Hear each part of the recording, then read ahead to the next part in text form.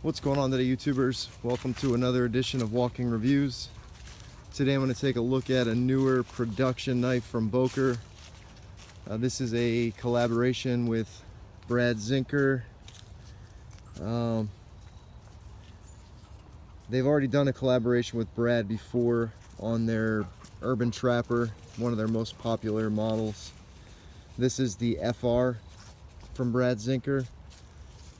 And let's go ahead and jump into it. So we have about a 2.9 inch blade, just under 2.9 inch blade of VG10 steel.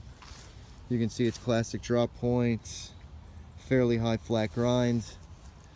The blade is quite a bit wider than the blade of the Urban Trapper. In fact, the whole package is it's not quite as slim as the Urban Trapper is, but it's a good deal shorter. The handle length is 3.5 inches. Obviously titanium frame lock with carbon fiber scales here. Originally I called this a liner lock, but it's been pointed out to me that it is in fact a frame lock, so there you go. To me it looks like a liner lock, but I guess the way it's built insists that it is a frame lock. So anyways, jumping into it real quick. This doesn't quite reach that level of the Urban Trapper, and there are a few reasons for that. One of the main reasons being, let me show you this right here, the lock stick there. The Urban Trapper really didn't have much lock stick. This one has quite a bit, and I think it's because of the lock geometry here. You can see how far that engages, and you can hear the lock stick when it disengages. Another reason, the flipper and the flipping action. The Urban Trapper, it was one of their best budget flippers. This doesn't really flip all that hard. If I don't preload it, this is about as much as you'll get, about halfway open. So you really have to preload it to get it to come out. It is on ball bearings just like the Urban Trapper, but for whatever reason the way they made this one, not nearly as good of a flipper, not nearly as smooth.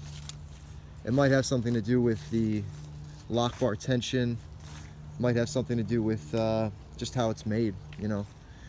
You can see obviously we got a titanium deep carry clip. Brad makes probably one of my favorite style clips. I love how deep carry they are. The carbon fiber is nicely done. No voids or anything. Give you a look at the other side. So overall length we have about 6.5 inches, just under 6.5 inches. Weight wise we're looking at just over 2 ounces. Just under 2.1 ounces. And there's really not much more to this knife than that. If you like the Urban Trapper and you were thinking, hey, maybe this is a good, I don't know, secondary to that, or something smaller, if you were looking for something a little bit shorter than the Urban Trapper, I don't think this is really it. The Urban Trapper is one of the Boker's most popular models for a reason. It's a really great flipper,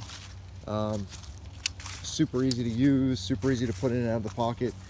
This does carry really well in the pocket, even though it's a good bit wider than the Urban Trapper and a good bit shorter, but you're not going to get the same flipping action at all. That's about as hard as you can get it to flip out. Nope, that didn't even open that time. So yeah, I like that Boker did another collaboration with Brad. I just wish they would have executed a little bit better. You can see the nice hand rub satin on the, not hand rub, you can see the nice machine satin on the blade. Boker, there's Brad Zinker's maker's mark, VG10. So yeah, for $122, that's what Blade HQ is charging for these today. I would say this is a hard pass for me, and I can't say that anyone should really put $122 into VG10 and a not so great flipper when for the same money you can get way better stuff from companies like Kaiser or ZT.